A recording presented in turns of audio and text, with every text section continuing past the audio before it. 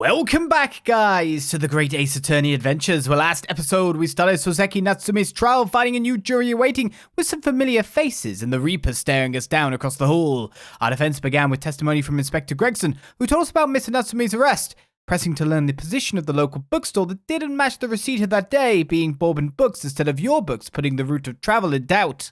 However, your books turned out to be in a position that still seemingly puts the fastest route back home to be where the victim was stabbed. Or maybe we can debate that fact. Wherever the man purchased his musty tomes, it makes no difference in the final analysis. Ah! Maybe I could debate it. As I suspected, you can't fool me, and I don't suggest you try. What did I say, eh? I've had enough of this now. I beg your pardon, terribly sorry, but would you mind repeating that? Mr. Naruhodo, we mustn't give up. What do you mean? If the prosecution's assertion is correct, the members of the jury may very well decide that Mr. Natsume is guilty. She's absolutely right already. You must think. You must consider the assertion just put forward by the prosecution very, very carefully. They claim Soseki-san must have passed the location of the incident on his way home from your books, but I mean, I guess I've got to object, saying he could have gone the other way, but then they'll just say, well, it's longer, so why would they? Then I would say, he's Japanese, maybe, he's not been in London long, maybe he doesn't know, the best way back, but to be honest, they'll just argue that, yes, he does, he's been living here for a while, and he loves bookshops, so of course he'd probably know. He knew how to get there, he knew how to get back. We'll see! Raise! The assertion just made by the prosecution is fundamentally flawed. Explain yourself, counsel. Yes, my lord. You can see what I mean on this map. Can we? When returning from your books to his lodgings, Mr. Natsume could have followed the route suggested by the prosecution. However, that isn't the only conceivable route to take between the two places.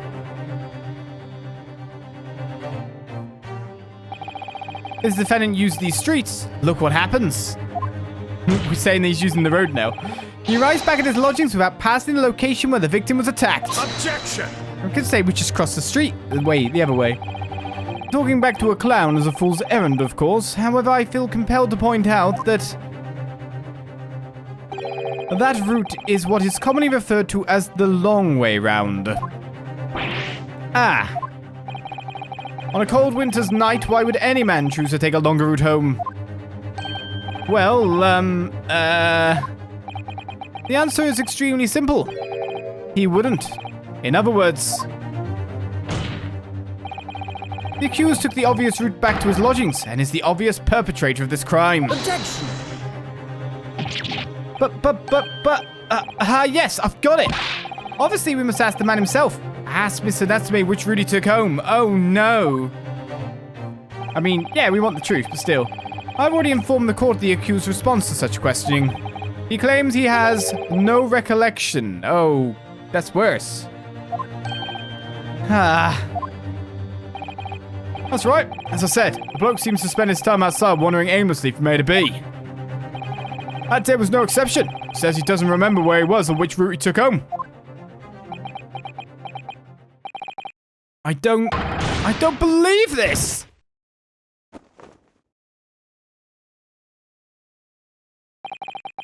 I thank you, my learned friend, and suggest that we do not waste any more of the court's time by wandering aimlessly around this subject.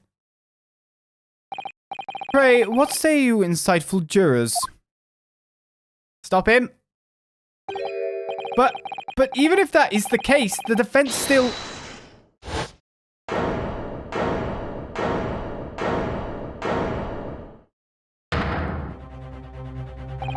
I agree with Lord Van Zieks. Wholeheartedly and in every way. What? I don't believe it. Does this mean... We members of the jury are completely convinced now. Very well. In that case, I hereby call upon all members of the jury to present your findings to the court. Guilty! Guilty. Guilty. Guilty. Guilty. Guilty. Uh-oh. I was too impressed by the fact they have voices to realize that I'm doomed. It would appear the jury's leaning is unanimous. Well, that was quick. To the insightful members of the jury, I applaud your brave resolve. You serve Queen and country admirably. Mr. Naruhodo.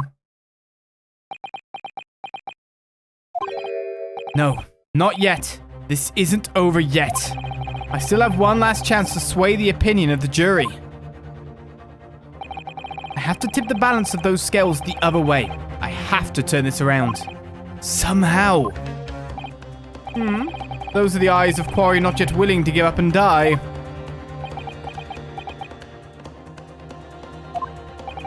So I presume you intend to wield your rights again in this trial? Rights of the defense written into antiquated British law that should have been buried long ago. Call it antiquated if you will, but it's the defense's prerogative to carry out a summation examination if it so chooses. Very well, counsel.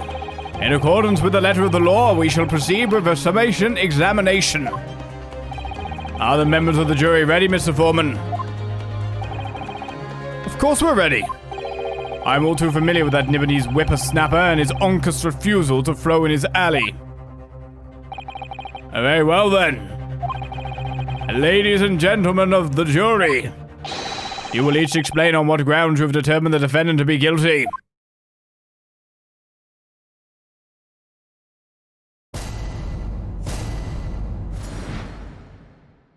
The jurors' contentions. For pity's sake, that little Nibonese oddity already admitted himself, didn't he? Hey, just really nasty guy. I need to bring that into it. He said that a woman in green collapsed before his eyes. Why, it could only have been the victim. The man wouldn't have gone around the houses on his way back from the bookshop, not in winter. So the poor woman was attacked from behind, was she? How dreadful. I really don't care. Can't we just wrap this up now? I've got work to be doing. Your books, yes. Nice shop, that. But Bourbon books? No, not worth a visit. Like, what? With only minor exceptions, the reasons for finding the defendant guilty are all too clear. Everyone doesn't really care. When the stabbing occurred, the only two people left at the scene were the victim and the accused. And the accused himself has admitted to seeing the victim in her green overcoat sink to the ground before his eyes. Furthermore, we have heard from the inspector that the defendant then fled the scene. I must say, I would have ample grounds to convict this man already. Oh dear. Even the judge appears convinced of Mr. Natsume's guilt now. Ugh, why did he have to run away like that? And how are we supposed to believe in some phantom attacker that nobody could see? This is impossible! How can I possibly make a case for the defense? Mr. Naruhodo, this is no time for grumbling. If we want to force the trial to continue... Yes, I know. I have to turn the tide. I must make the jurors change their minds. Well, 4 of them at least. Exactly. We have no choice but to forge forward. You have the floor, counsel. Begin your summation examination. Yes, my lord. I have one person who I believe I cannot turn no matter what. I just need to keep this trial going somehow, whatever it takes. Come on, Ryunosuke. You can do it.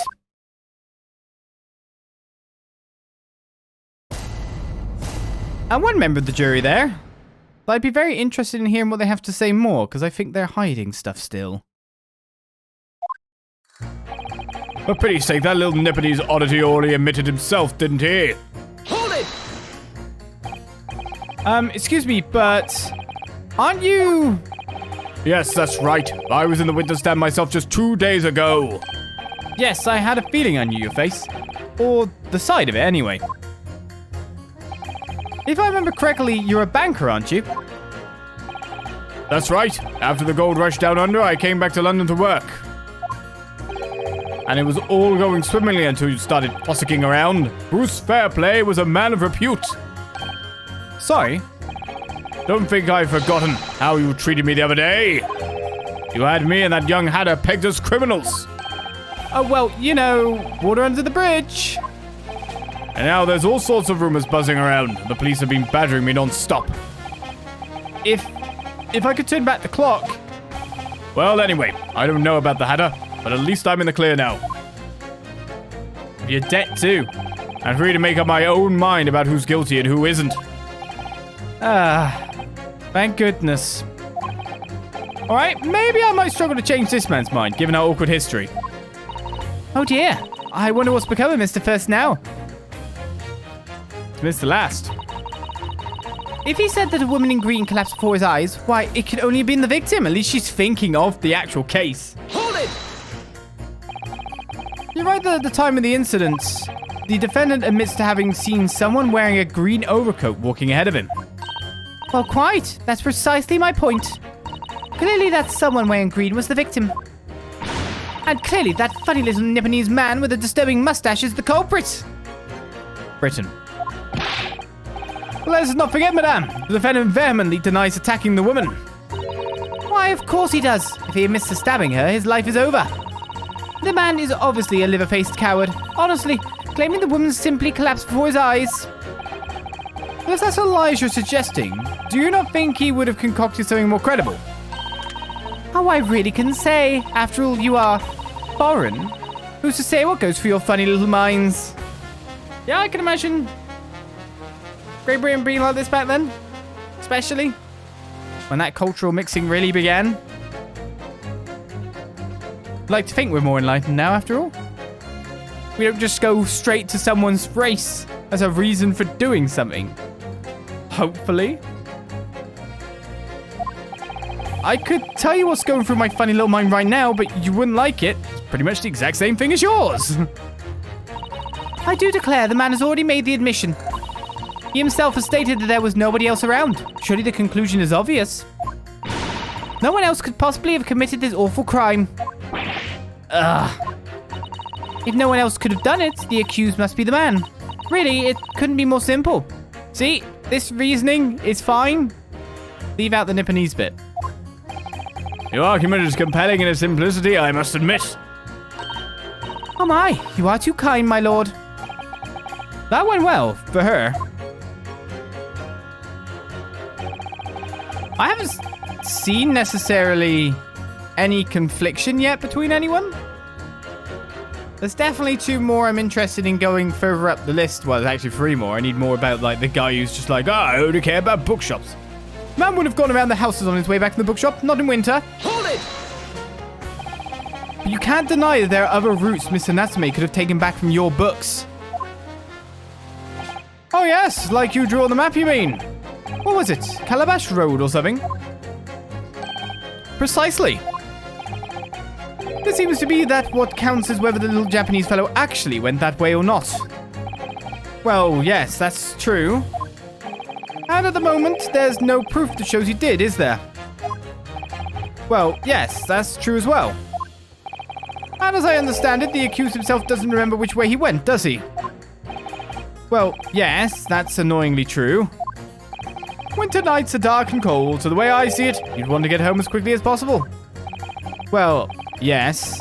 Why is all this true? So really, the only thing that makes sense is that he went home along Bria Road. I'm supposed to be convincing you here. I've given it a lot of thought, you know. I didn't just make up my mind on a whim that he did it. I mean, if there was some logical reason why he might have gone the Calabash Road way, it'd be different. I'd be happy to reconsider my position in that case. Honest, I would. A reason why Sasaki-san might have taken the longer way home. I have, of course, an inkling, brought out by Ryunosuke earlier on, that, snow. Walking. Slipping. I mean, it doesn't make a difference if it's back then or now. When it snows in England, nothing gets done about it. It's very slippy. But the best place to possibly walk is in the middle of the road, which is probably why we drew it out on the map.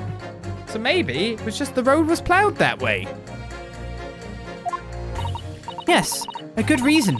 I don't imagine you'll be able to sway this young man's opinion without one. Just really comes that you have to walk in the road. So the poor woman was attacked from behind, was she? How dreadful. Hold it! You. Yeah, we know you. Whatever's the matter, young man? You're the wife of Mr. Garadeb, aren't you? The landlord who rents Mr. Natsume's room? The master's wife? Where'd you get your ideas, sir? I'm the maid, you understand? She's keeping up the charade. This is gonna be awkward. Why didn't you mention this yesterday? That you've been selected for the jury in this trial, I mean. Well, I was told not to mention it to anyone until the day of the trial, you see. It was in the letter I received. The instructions were very clear, so I'm afraid I had no choice. I see. Anyway, Mr. Natsume, the defendant, takes lodgings in your master's house, doesn't he? Yes, that's right. Although he's only been a little over a week now. And in that time, surely you must have taken stock of his character. Okay, we do actually have a plausible reason now, with only a week being there, that you may not know the best way back from that shop. At that time, surely you must have taken stock of his character. Does Mr. Natsume look like the kind of man who would commit a crime such as this? Oh my goodness me, yes. He's just the sort. What? Spending all his time in that dark and dingy room, sporting that unscrupulous mustache. The man never speaks, and don't get me started on those shifty eyes. All the neighbors are talking about him. I've heard them, you know. People think he must be building a bomb in there or something. Oh dear. Well, Mr. Natsume, how could people say such things about him? He's just a harmless bookworm. Nothing more. Well, you just called him a worm, so... Anyway, I better be careful about inviting this maid to speak. She's said enough damning things already. So I say if we need to do 4, it's not going to be 4 and 1, is it? I really don't care. Can we just wrap this up now? I've got work to be doing. Hold it! Yeah, you didn't give me any pertinent information. Man's life is on the line here, sir. This will take as long as it takes. Don't get clever with me now, son. My life's on the line too, and so is my family's. Ah. The likes of you wouldn't understand, but a laborer like me can't afford to take time off. If I don't work, I don't eat, and neither do the wife and kids. Oh, I see. That must be very hard. I go to the union every morning to find out what needs doing. If you're late and the work's taken, it's tough. This time of year, there's war and gas supply pipes bursting left, right, and center. They're after cheap labor to get the roads dug up to fix it. It's a hard slog from dawn till dusk, it is. So, you were out digging up the roads on the day of the incident as well, were you? That's right. In fact, if I remember rightly... Oh, hello. It was just round the corner from where it all happened. By the old bookshop it was. What? Another coincidence. That's right. Meerschaum Street it was.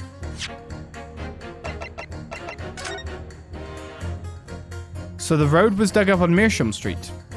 Meaning that he probably didn't take that route. On the obvious basis of maybe it was not accessible.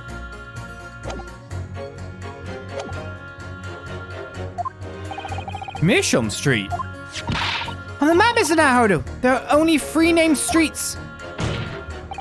Juror number 5, I need you to add that information to your formal statement, please. What's the point in that? Can't we just get this business over with now? Please, sir. It's important. Fine, I'll do it then. Don't get paid for being in court. Stipend. On the day it happened, I was digging up Meerschaum Street from dawn till dusk. The man wouldn't have gone around the houses on his way back from the bookshop. Not in winter. But what if he couldn't?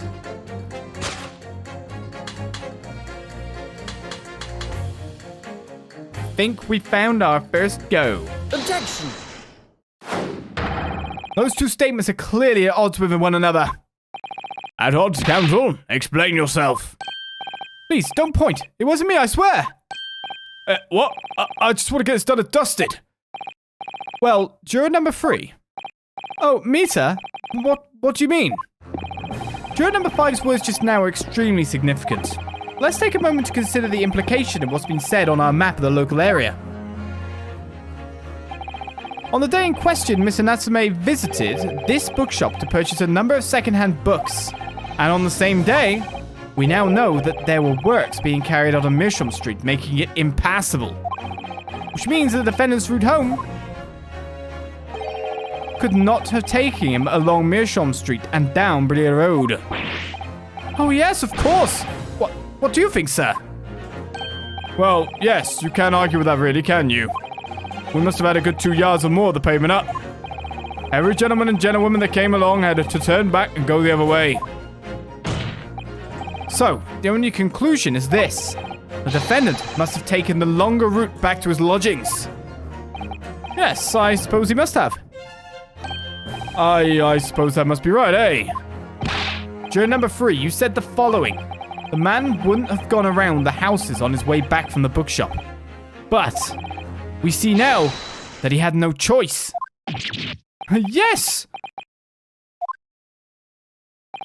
My lord, Mr. Judge, sir, if I may. Yes? I don't think in all good conscience that I can say the man's guilty now. Yes, I'd like to see this trial continue so we can get to the bottom of what really happened. And so it begins. What about you, sir? Who, me? Well, alright then. If there's a hole in the prosecution's argument, it should be filled in. That's what I say. I'm so glad he didn't want to get out of here still.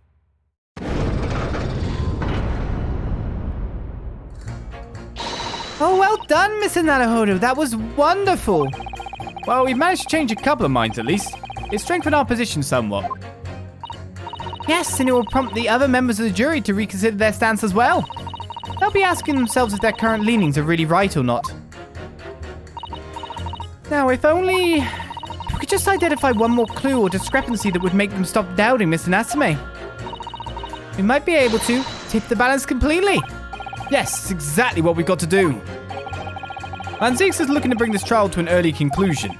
That's what we have to prevent, by whatever means we have at our disposal.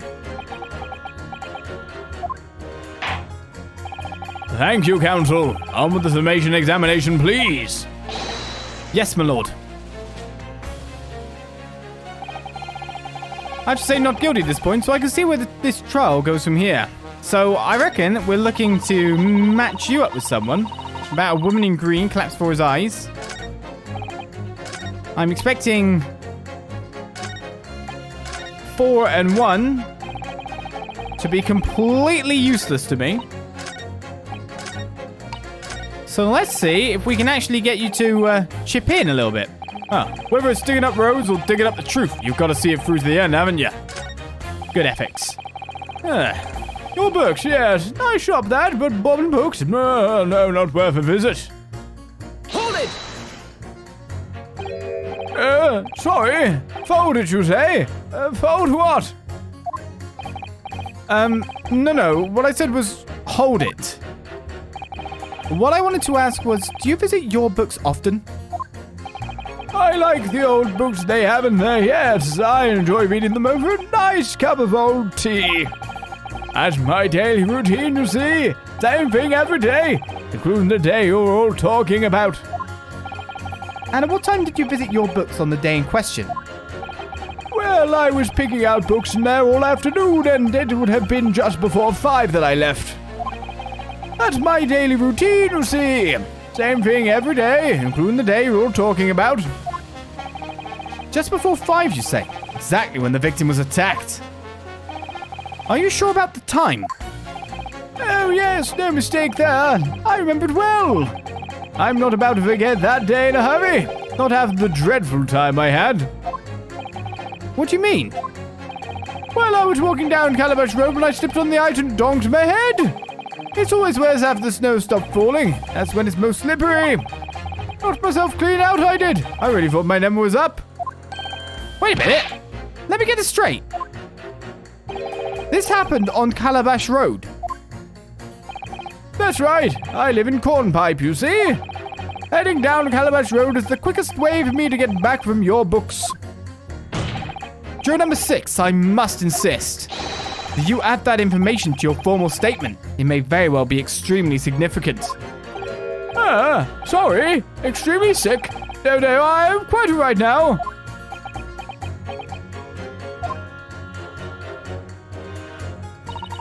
You've changed 2 of the jurors' minds, Mr. Naruhodo. Yes, just 2 more to go.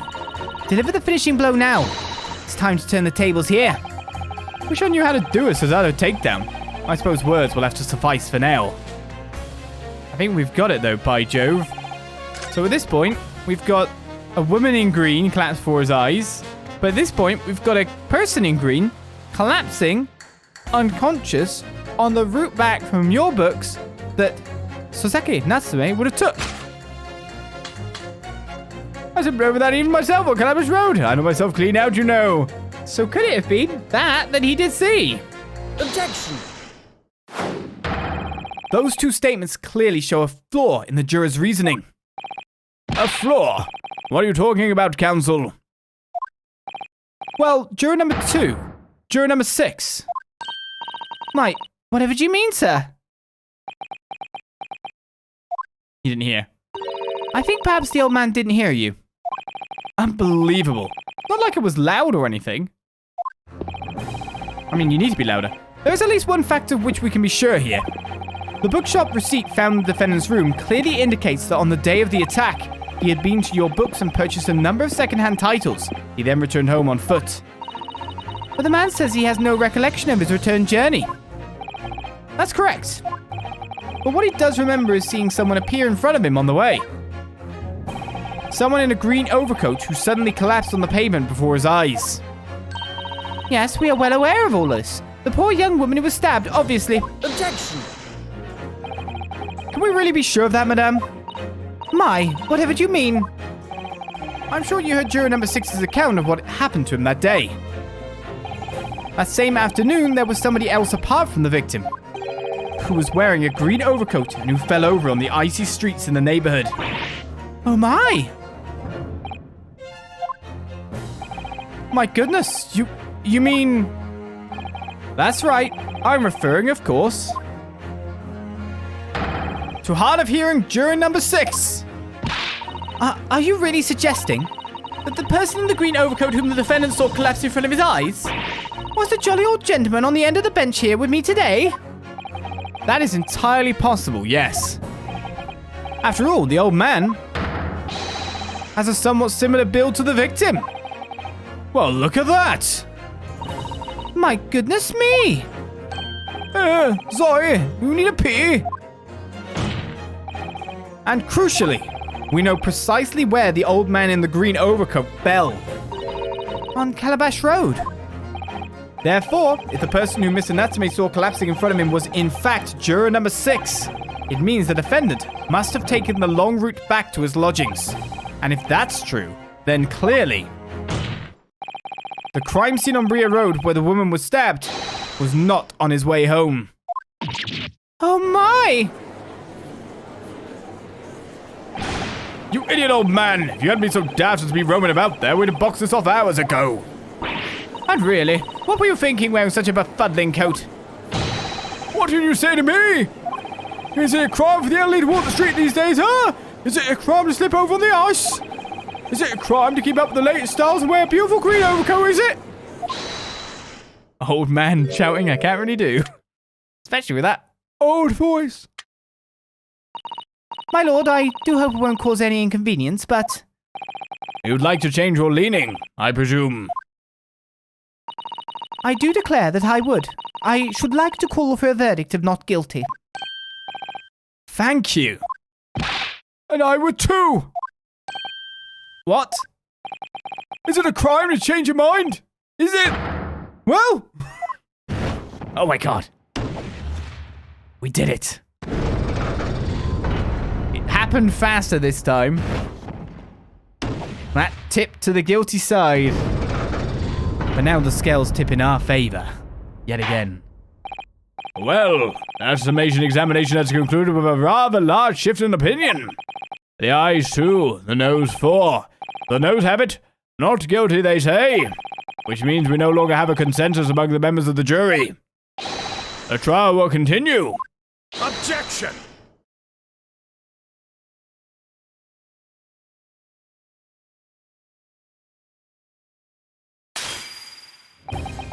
Could it seem churlish of me to drink from my hallowed chalice moments after raising an objection? only to crush it in disgust.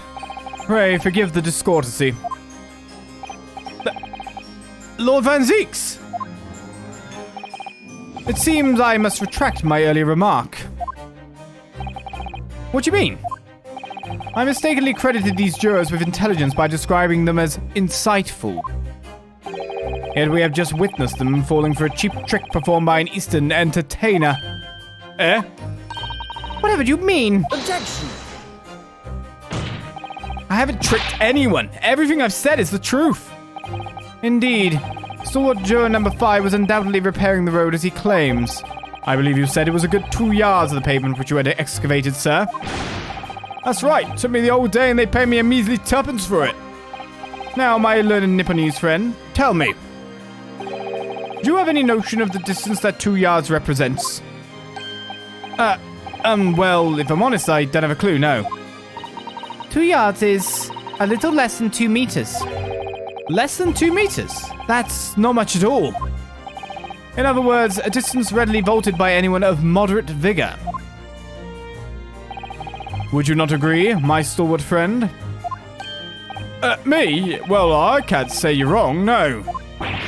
What? And did you perchance erect a sign to prevent pedestrians from passing the site of your works? I wouldn't dream of it. What a waste of time. No coaches would have had a hope of passing anyway, and we just turn any gentlefolk back when they come. Kids just jump right over us all the time. The accused is no gentleman as far as I can see. I little doubt, however, that he could spring over a 2-yard trench in his meanderings around town. Ah! Is that true? Is it? The incontrovertible truth is that the books just purchased by the accused were found at the scene. There can be no doubt that on his way back to his lodgings, Mr. Natsume walked down Bria Road. Crushed in a single sentence. And so we set the scene for our next episode. As, with our victory in the summation examination, we instantly got destroyed. Excellent! The tide of watering going swoosh in and out. For I have failed at words, but you get my meaning. It is going back out as soon as it quickly came in, and it looks to be withdrawing quite a way as we continue next time on the Great Ace Attorney Adventures. Let's hope Barrock doesn't have a really good killer one to put it straight back on the guilty side of things again.